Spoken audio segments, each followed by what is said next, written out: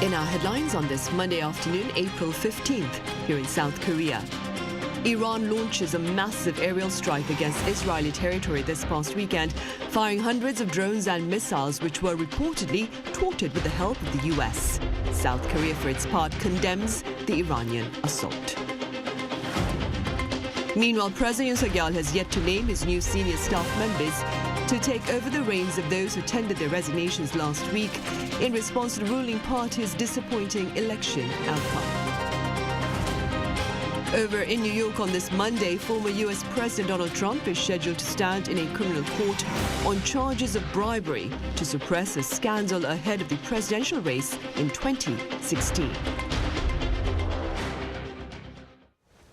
We begin over in the Middle East today. An aerial assault involving hundreds of drones and missiles was launched against Israeli territory by Iran this past weekend.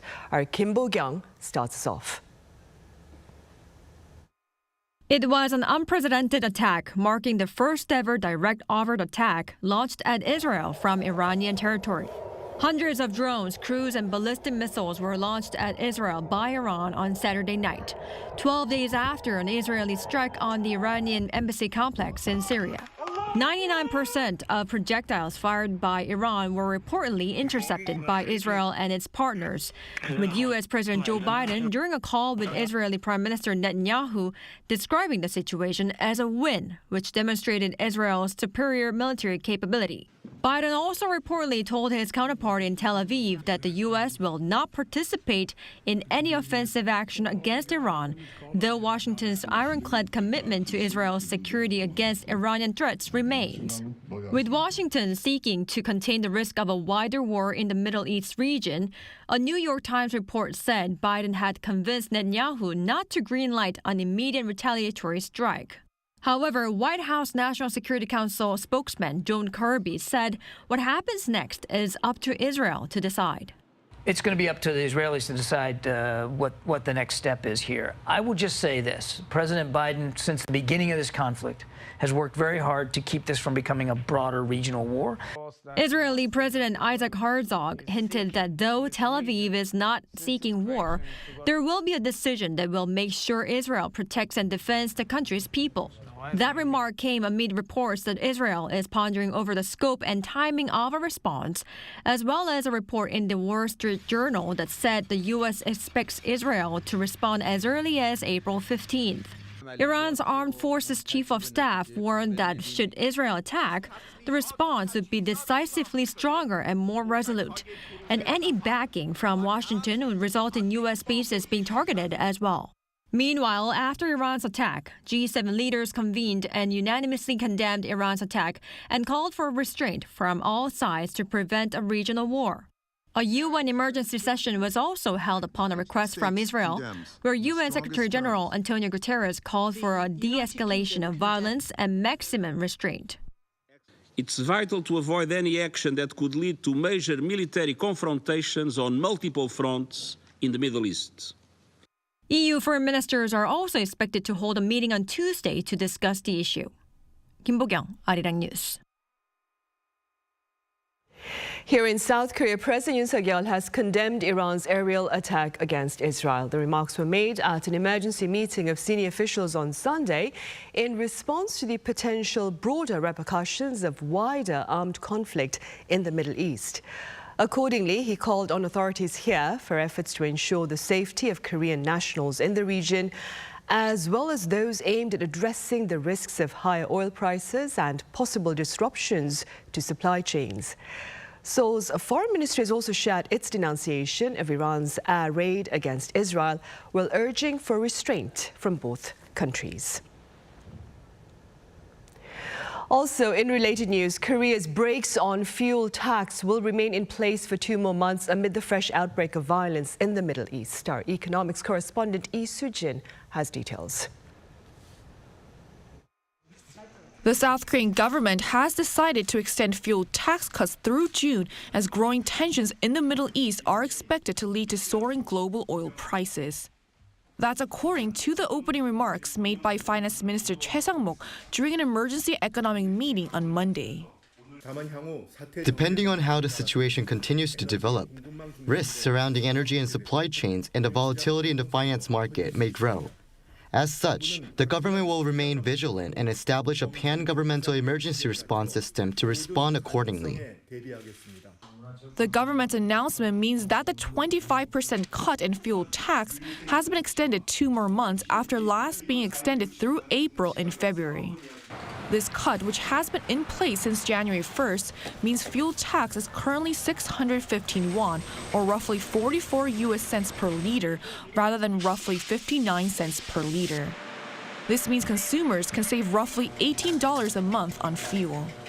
The decision comes as Iran launched hundreds of drones and missiles toward Israel on Saturday night, 12 days after an Israeli strike on the Iranian embassy complex in Syria. While most of the strikes were reportedly intercepted by Israel and its partners, it has increased fears over a broader war. The government will also maintain the 37% fuel tax cut on diesel and liquefied petroleum gas for 2 more months. With this, the tax on diesel stands at 27 cents and LPG at 9 cents. The finance minister also said that pan-governmental efforts will be made to monitor both domestic and global economic trends in real time to prepare for a range of possible scenarios. Lee Soo-jin, Arirang News. Meanwhile, on a bright note, Korea's ICT exports continue to rake in profits, expanding for the 5th month in a row in March, this time soaring over 19% on year to log almost $19 billion. Our Shin Se-byuk has the latest trade numbers. Semiconductor exports have sustained double-digit growth for the 5th consecutive month, driving South Korea's tech sector forward. Data released by the Trade Ministry on Monday shows that ICT exports in March rose 19.4% on year to nearly $18.8 billion. This marked the 5th consecutive month of year-on-year increases for the nation's tech exports overall and the 3rd straight month of double-digit growth. According to the ministry, chips led the charge, with exports reaching $11.7 billion for an increase of 34% on year. The growth in the artificial intelligence market has significantly boosted demand for semiconductors. Recovering demand for IT devices such as mobile phones and PCs has also propelled chip exports to their highest level since June 2022, when they hit $12.5 billion. Other sectors also saw robust growth, indicating a strong recovery in overall ICT exports. Shipments of displays climbed more than 13% on year as both OLED and LCD panel exports were up.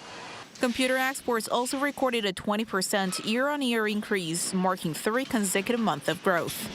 But the mobile sector as a whole saw its exports tumble by 7% compared to the previous year to $220 million due to a weakened global demand for mobile phone parts.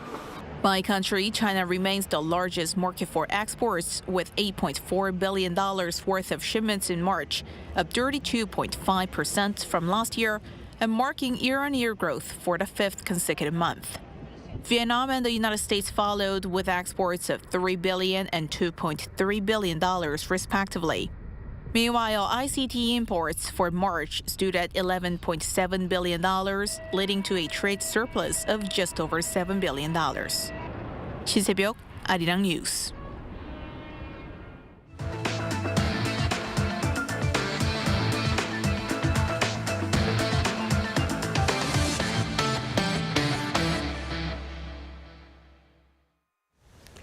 President Yoon has yet to name his new senior staff members to take over the reins of those who tendered their resignations last week in response to the ruling party's disappointing election outcome. Our senior correspondent Oh Soo-young reports. President Yoon is taking longer than expected to name a new chief of staff and prime minister, as his administration cautiously mulls its next steps after the general election last week handed the opposition a majority in parliament. Key officials, including the chiefs of staff, senior secretaries and the prime minister, offered to resign after that disastrous outcome for the ruling party.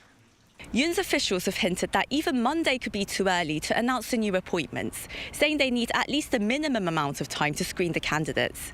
This is perhaps to avoid any potential backlash from the opposition or public criticism that could arise from rushing the process.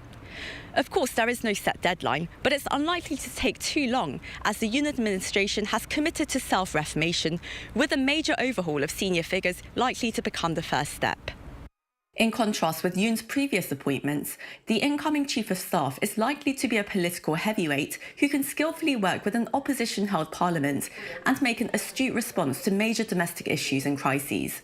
The rumoured candidates are Transport Minister Arirang, former opposition leader and National Unity Committee Chair Kim Han-gil, lawmaker Jang Jae-won, and Interior Minister Lee Sang-min. More high-ranking staff, including senior secretaries for press, society and political affairs, are expected to be replaced.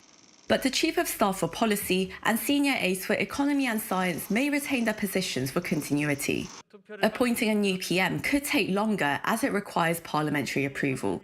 The likely candidates include Kim Han-gil once again, as well as former Unification Minister Kwon Young-se and ruling party lawmaker Chu Ho-young, who were re-elected for their 5th and 6th terms respectively, to fully reform the management of state affairs, as the president pledged last week. His office is considering a major cabinet reshuffle and a restructuring of the presidential office to make it more receptive to public opinion.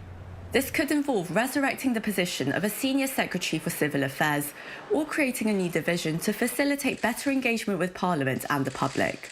To set the tone for the administration's way forward over the next 3 years, Yoon is planning to convey his position on the general election sometime this week, possibly through a televised address to the nation, a cabinet meeting speech, or a press conference.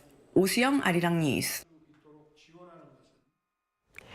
Come May 30th, Korea's 22nd National Assembly formally opens its doors with preparations for its first plenary session in early June. That being said, our political correspondent Lee Si-hoo covers the parliament's current to-do list. A little less than 50 days remain until the official launch of the 22nd National Assembly of South Korea. But the work doesn't start then. Since well before the April 10th election day, the Assembly's administrative offices have been busy at work preparing to welcome in a new batch of representatives. Beginning in March, separate offices joined together to launch a welcoming committee. 2 days before the voting day, they opened up a comprehensive center to support new lawmakers. Once the 300 new members of parliament were decided, the center began processing lawmaker registrations, providing guidance that will help those newly elected during the next 4 years. May 30th is the official launch date of the new assembly. This is when the preparation for the first extraordinary session begins. The first plenary session, a gathering of the full chamber, is scheduled for June 5th. If the meeting convenes as scheduled, the assembly will vote in a speaker and 2 deputy speakers to lead them through the first half of their 4-year term. All members will be sworn in and the new speaker will give an opening speech. The president may also address the chamber.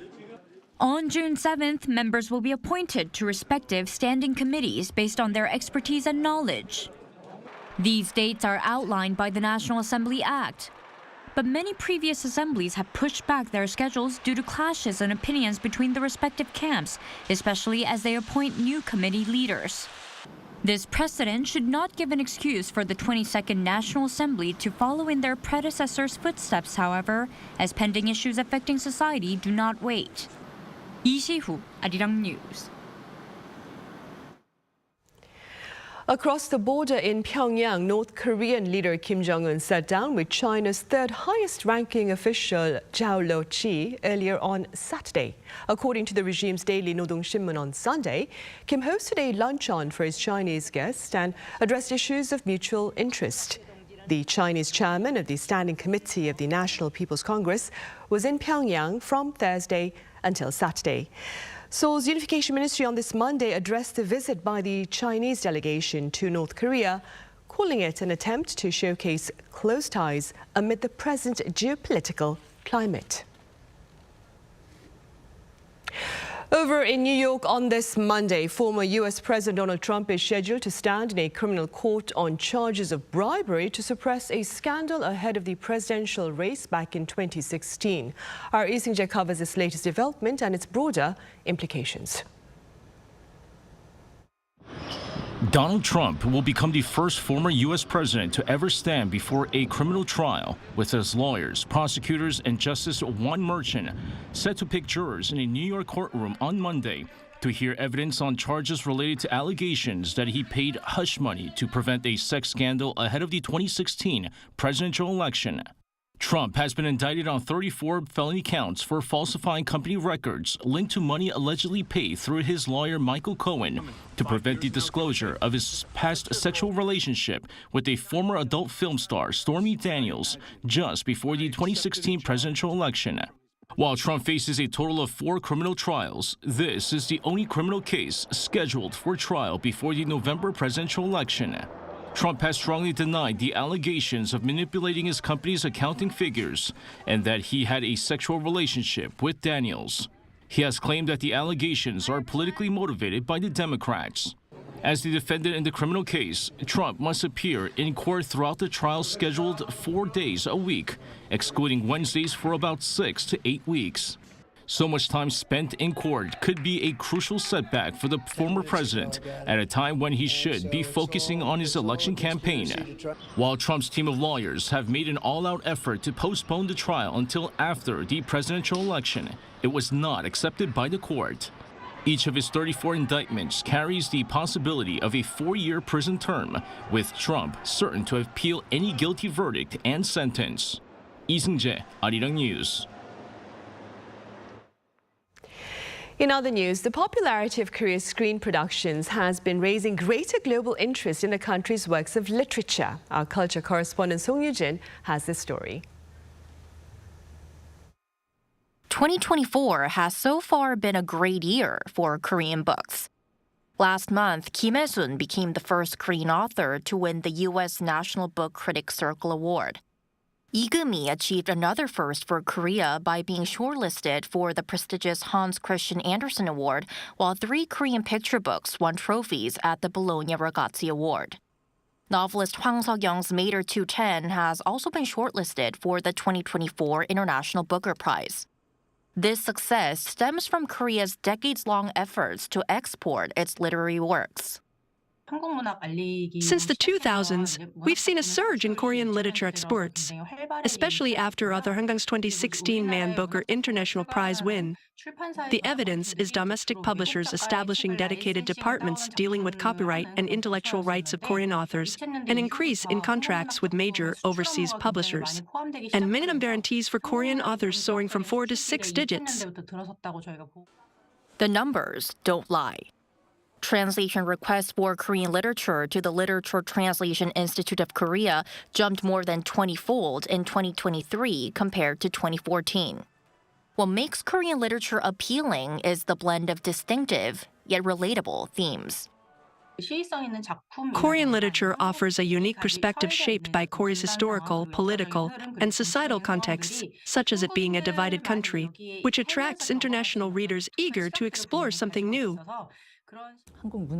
Many readers often try out Korean literature through their love of Korean dramas and films. But what attracts them is how authors incorporate relatable themes like human rights, environmental issues, and challenges facing the younger generation into their unique storytelling. But captivating themes aren't enough. Skillful translation is a must to captivate international readers. A great translation preserves the emotional depth of the original by understanding both the author's narrative and the nuances of the target language and culture. That's why the Literature Translation Institute of Korea has been running its Translation Academy since 2008. Notable graduates include Sora Kim Russell and Youngjae Josephine Pae, the translators of Mater 210, as well as Anton Hall, who translated Chung Bora's Booker Prize-nominated work, Cursed Bunny. Looking ahead, as the majority of translated Korean works are currently commercial fiction, introducing long-standing classics could ignite even more curiosity and interest in Korean literature. Song Yoo-jin, Arirang News.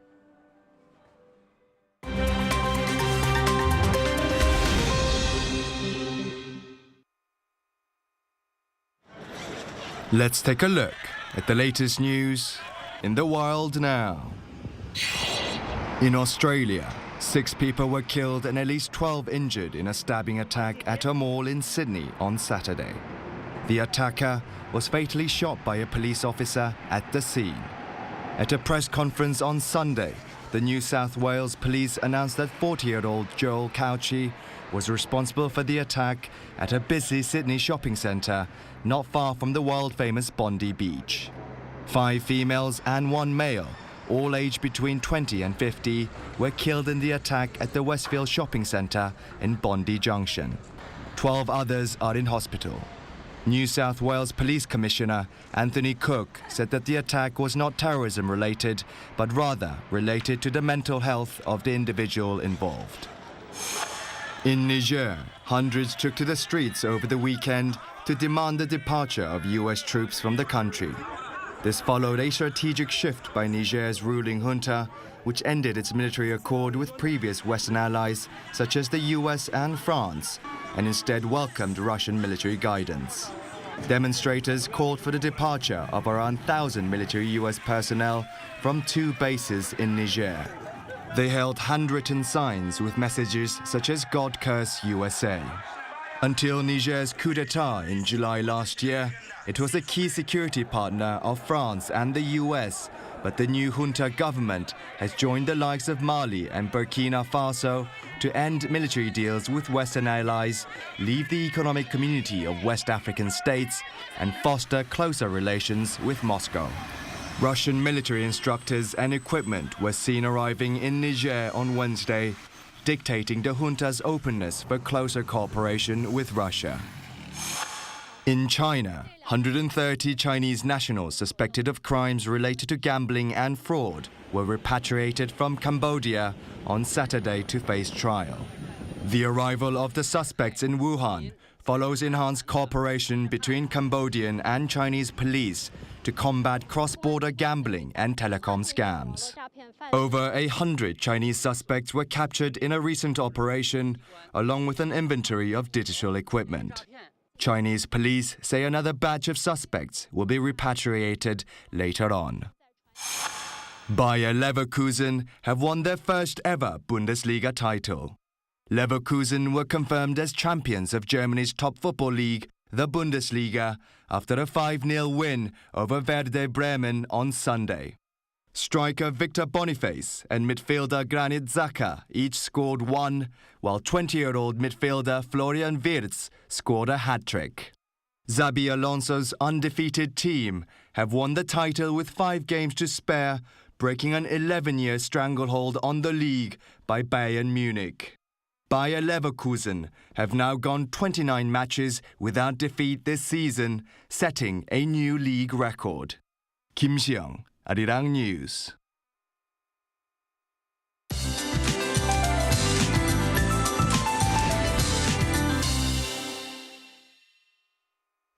Good afternoon. It felt like we jumped right into the beach season over the weekend with record-breaking April warmths in the capital.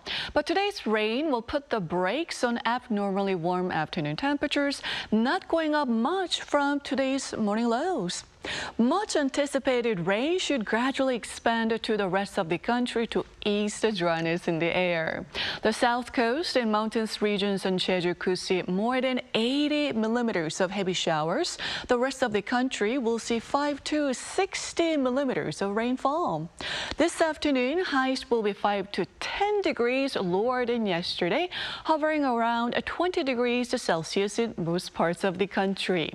Seoul sees a high of 19 degrees, Jeju topping out at 22 degrees, with a strong wind advisory also issued on the island as well as the west coast. After the rain subsides tomorrow morning, we'll have typical spring weather with a threat of yellow dust sweeping into the country. That's Korea for you, and here's a look at the international weather conditions.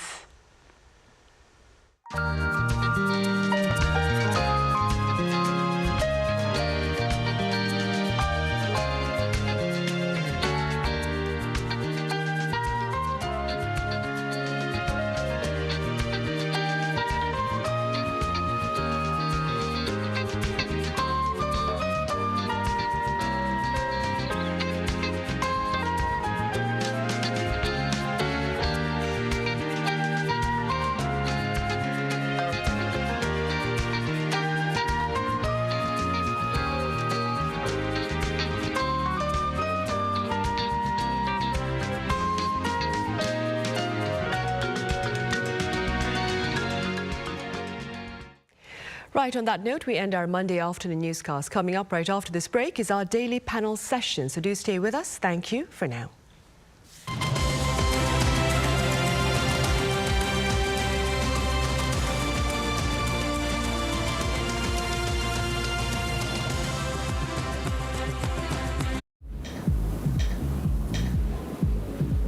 Welcome.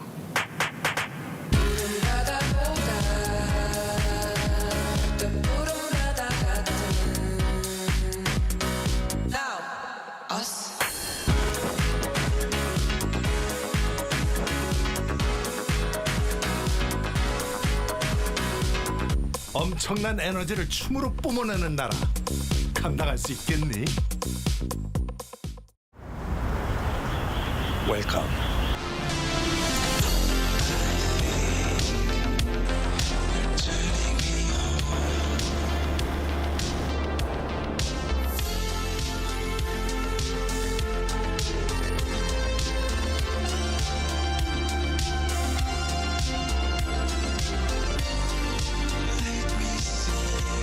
(24시간) 불이 꺼지지 않는 나라.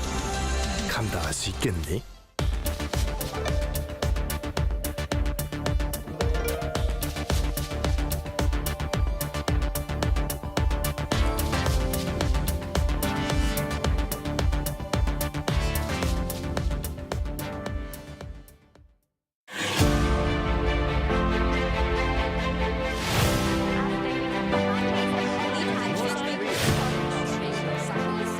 We deliver stories on site. From Korea to the world, and from the world to Korea. We ask questions every day that could change the world. Taking news a step further, Arirang News. You're watching Arirang News. You're watching Arirang.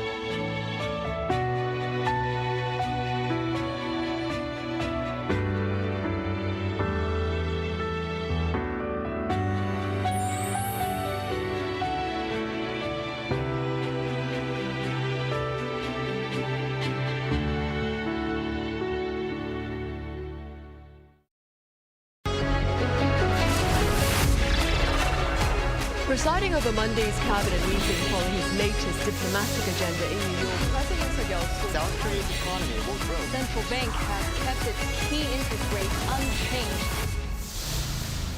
Mission complete for rocket booty South Korea. Seoul is rallying in hopes of bringing the World Expo 2030.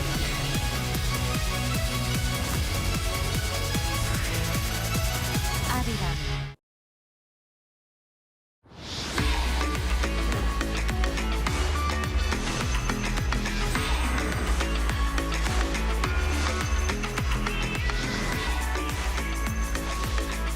Lotte takes a new leap beyond its boundaries.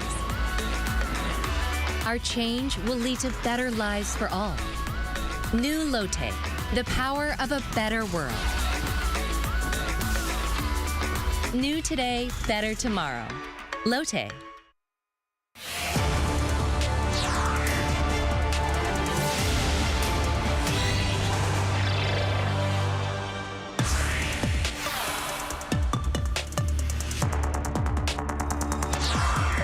A host of tasks remain to be tackled post-general election here in South Korea, including efforts to bridge the partisan divide and to advance domestic and foreign policy agendas. So what is the fate of the nation's healthcare reform? Does the Yoon administration's North Korea policy look to change? And what are the prospects of a trilateral summit among Seoul, Tokyo and Beijing in capital Seoul in late May? Hello and welcome. It's Monday here in Korea and you're watching Issues and Insiders. We start the work week with our foreign correspondents touching upon some of the latest developments here in this part of the world. For this, I have Chloe Bok-Nyung with me. Chloe, welcome back. Thank you for having me. I also have Jaco Zwitzel with us. Jaco, it's good to have you here. The pleasure's all mine. Right, Chloe, much of the international headlines regarding South Korea in recent times has been focused on the result of its latest parliamentary election.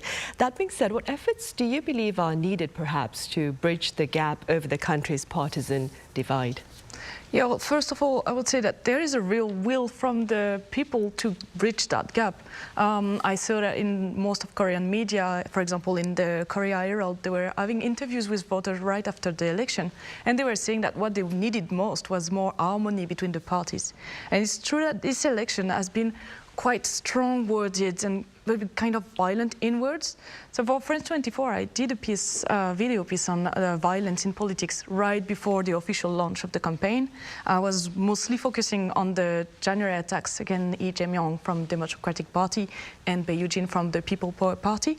And what I saw with some experts, they were saying that what really happened is that there is this bridge, like this kind of partisan polarization where both sides are going stronger apart from each other. And this is also happening because of incitement to hatred online, especially on YouTube channel, etc. And this expert was saying that because this polarization is stronger and stronger, both sides are seeing each other as less human every time, and violence is getting stronger, and the division is keep on growing.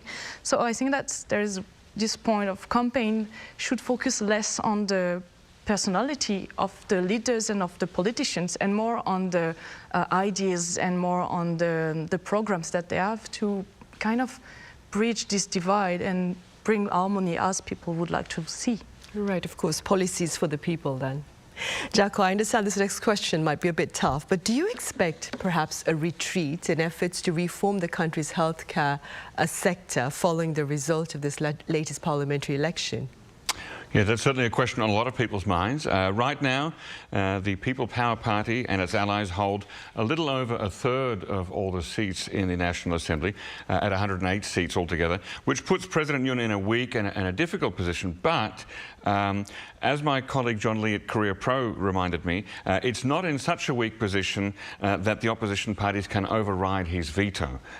So for that they would need 200 seats or more in the National Assembly. So they'd have to convince 8 at least members of the People Power Party to vote their way. What does that mean for the medical school quotas, which Yoon said that he was definitely going to push through and which was non-negotiable?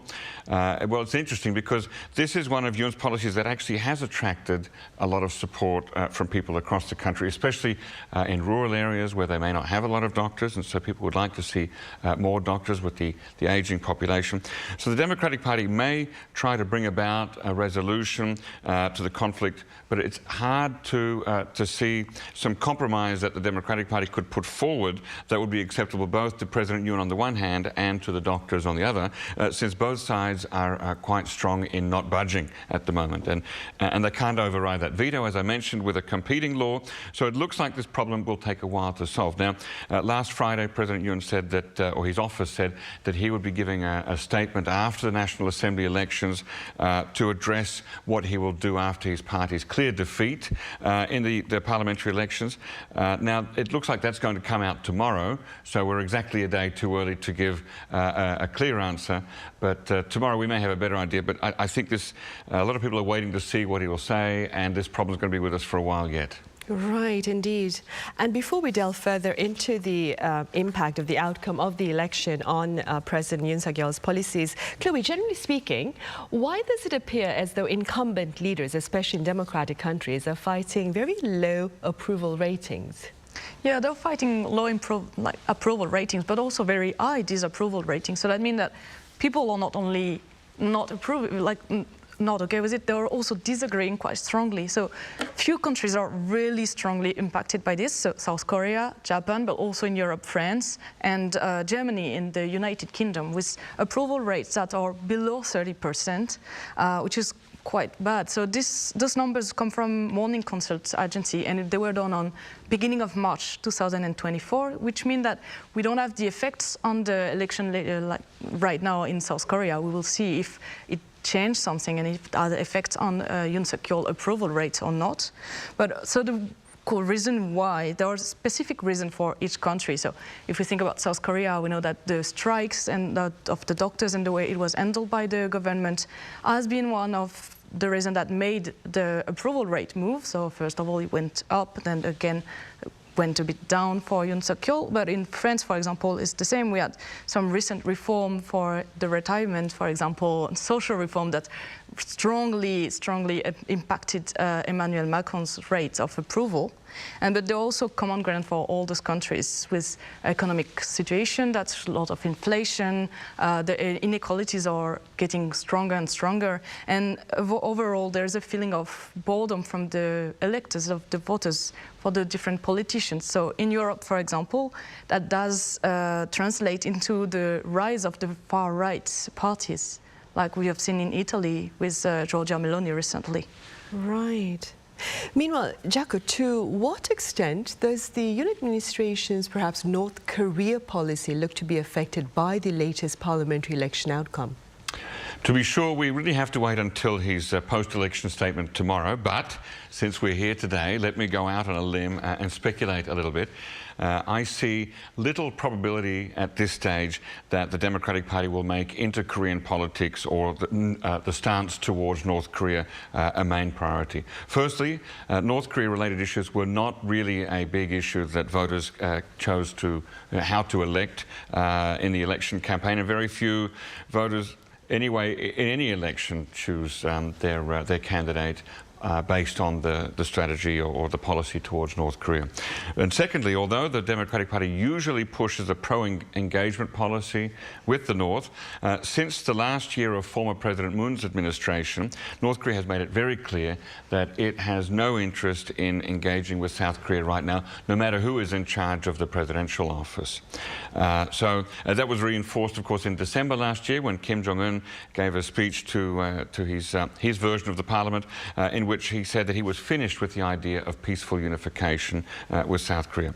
This was very much seen as a slap in the face to people on the progressive side of politics in South Korea, the Democratic Party particularly. So I just don't think we'll see the Democratic Party claiming a mandate to fight President Yoon on this issue. Of course, the DP may criticize Yoon's policies or cabinet choices, as it did when Yoon picked his current unification minister last year, Kim Yong-ho, as soon as a hardliner, and also when he opted to increase defence spending. But beyond that, there's very little that they could do. And an interesting parallel is in Taiwan. So unlike in Taiwan, where the former President Ma Ying-jeou recently visited Beijing as a private citizen and met with China's President Xi Jinping in the Great Hall of the People, even though Ma does not hold a government position at this time, this is not possible in South Korea.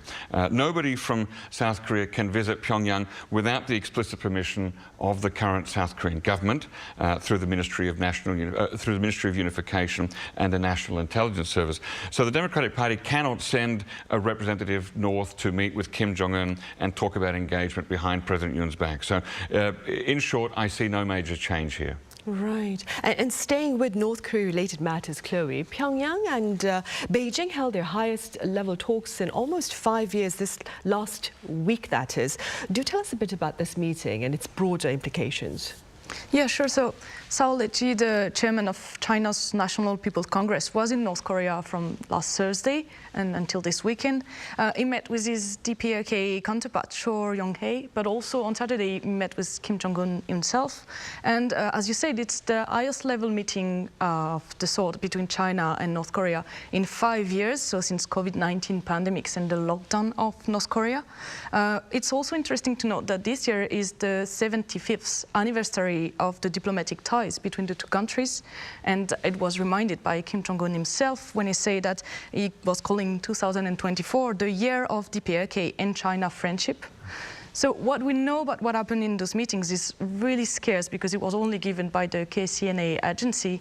And as they say that they discussed to improve cooperation in political, economical and cultural fields. And it was also said that they had discussion on regional and international issues of mutual concerns.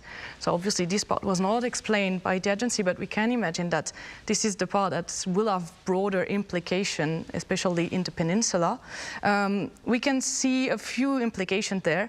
So obviously in geopolitical, in the regional field and international field, because China will show itself as a strong ally to North Korea.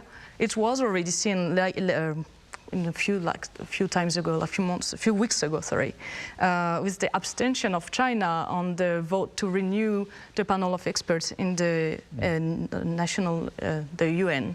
And also there's strong diplomatic implication for North Korea. They have been getting way closer to Russia recently. So the fact that China is still showing up as a strong ally is a strong point for them also as socialist nations, since we talked about it a few months ago also, but since Cuba is making diplomatic ties with South Korea, the North has to show that they still have strong allies, and that's also a strong point for them to be having China coming to see them. Right.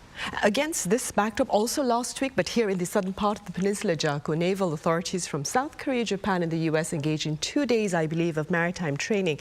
Do you suppose these shows of strength serve to keep North Korea perhaps in check?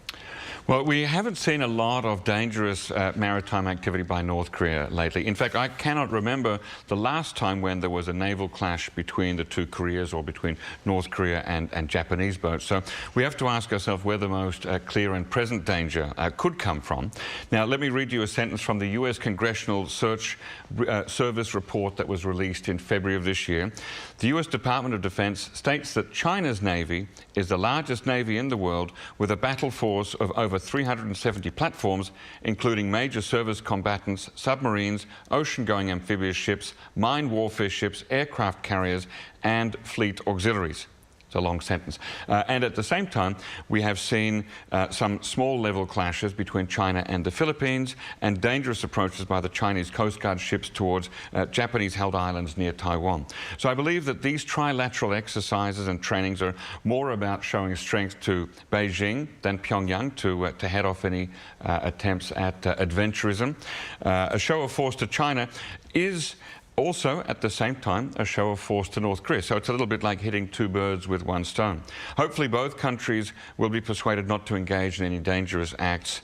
Don't forget, though, that the US, South Korea and Japan, they're standing up for internationally recognized open seas and maritime borders. They're not advocating anything strange or unusual here. They're just trying to hold the line in terms of this is the normal way things go. Right, and also talking about trilateral interactions, Chloe, there are prospects of trilateral talks here in Seoul to take place among leaders of South Korea, Japan and China, most likely in late May.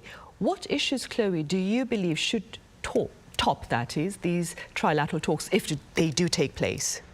Yeah, so as you say, if they do take place, because for now we just know that they are hoping to be able to do them in late May. It's a will that's been going on since November 2023, when the foreign affairs ministers of the three countries met in Busan, and they said at that time that it was vital to have those trilateral talks. It was vital to the restoration and normalization of the tripartite cooperation. So it's important to note that those trilateral talks at the origin were meant to upgrade the relationship between the three neighbors countries and also to develop international economic system in Asia. So it's possible to expect that Japanese Prime Minister Fumio Kishida, South Korean President Yoon Suk-yeol, and Chinese Premier Li Qiang will be talking about economical affairs. Especially, we can imagine that it would be about semiconductors, for example, which is a market that strongly ties the three countries together on the economic side. And obviously, we can also think that North Korean situation will be talked about, and especially on its nuclear and missiles program that can be a threat for the peninsula and the region. Right, and staying with the same issue, Jaco, do you believe the envisioned trilateral talks will perhaps lead to some form of tangible advance with regard to ensuring regional security or addressing regional security concerns? Yeah, it's a great question. And let me start by introducing a little bit of context here. So the last trilateral summit of this kind that brought together the leaders of China, Japan and South Korea was in December 2019. So a whole pandemic ago. 4.5 years have passed, to be exact. So except for Xi Jinping, the other two leaders of the other two nations have changed. So we've got 2 out of 3 are at the first time meeting. Now, I don't expect that these new trilateral talks will lead to any significant resolution in regional security concerns. We have to remember that right now China is still showing that it has a very assertive forward stance on advancing the claims that it has over territories in both the South China Sea and the East China Sea. So, for example, right now about once or twice a day, Japanese fighters are sent into the air to follow, monitor or warn Chinese Air Force bombers, pilots, fighters and drones that fly in or near or approach Japan's air defense identification zone. Now, the air defense identification zone is that area of airspace where any unknown aircraft coming in must be identified. Now, how long has this been going on? Actually, since before the previous summit in December 2019. So it's actually been going on for quite a while. Sometimes it happens more frequently, sometimes less so. And some analysts like to call this China's use of grey zone air power, because it's kind of in a grey space. It's not really war, it's not really peace. It is aggressive, it is assertive, so it's in a grey zone. So I don't think this will be resolved at the summit. I think if there's one thing that seems clear, it is that China prefers not to discuss things like territorial disputes and sovereignty issues in a multinational, multilateral framework. It prefers to do that very much in bilateral situations where it's only talking to the other party with whom it has a disagreement. So I doubt that very much will be achieved in this area at the trilateral summit. However, I would like to agree with Chloe that probably they will talk about North Korea and try to find some ways to coordinate their approaches to address North Korea's missile testing or the potential risk of nuclear proliferation through dialogue and cooperation, because that is one issue that the three nations can probably agree on without threatening China's immediate interests. Right. Moving forward, Chloe, the Group of 7 summit is poised to take place in Italy in June. Now, Seoul, South Korea, has been putting in quite a bit of efforts to formally join this particular multilateral framework. What are the prospects of South Korea becoming a formal member of the Group of 7, do you think? Yeah, well, it will be an objective that would be in line with the President Yoon Suk-yeol political lines, because he has been trying to get closer to the United States and to the Western countries. Now, what could be opposed to this entrance is, first of all, what is the will of the G7 members? Do they want to expand? Do they want to get to a G7 plus format? Do they want to go to even a G9 format? Because we know that South Korea and Australia are trying to get into the G7 group. That's something that's not been officially discussed by most of the G7 members. They're waiting for an official demand to be able to respond. What could be in opposition for South Korea is on some of the values that is shared by the G7 members.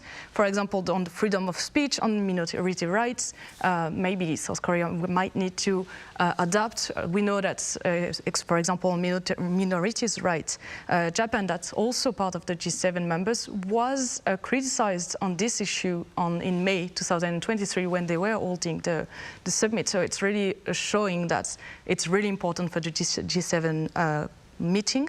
And also, I know that North Korea Pro NK Pro made an article about it, and speaking about the risk on regional ties as well, and how will China react to South Korea getting in a group that China considers being led by the United States, and obviously, how would North Korea react also to this? Would that be considered a provocative act or not? So that could be the opposition, but there is still hope. There are still chances, especially on the diplomatic and general geopolitical sides, because since the beginning of the war in Ukraine, the BRICS, so the group that's where Russia and China are part of, has been getting stronger with more members, and they have been opposed to the G7 group in this war. So maybe G7 members would want to straighten up a little bit and add some members in to be able to kind of balance against the BRIC groups. So that could be a chance for South Korea. And also, in a Yonhap interview last December, the French ambassador in South Korea said that France will be entirely in favor of South Korean efforts to expand the G7 format. But he was mostly speaking about a short-term G7 plus format, not extending for a long time. Right, I see. Meanwhile, briefly speaking, Jaco, I believe we have time for one question now. South Korea has also been invited to join the NATO summit in Washington this July. What do you believe is the relevance of this continued invitation for South Korea? Well, let me quickly point out that 3 other Indo-Pacific leaders from Japan, Australia and New Zealand have also been invited, so it's not just South Korea. But it is interesting to see NATO extending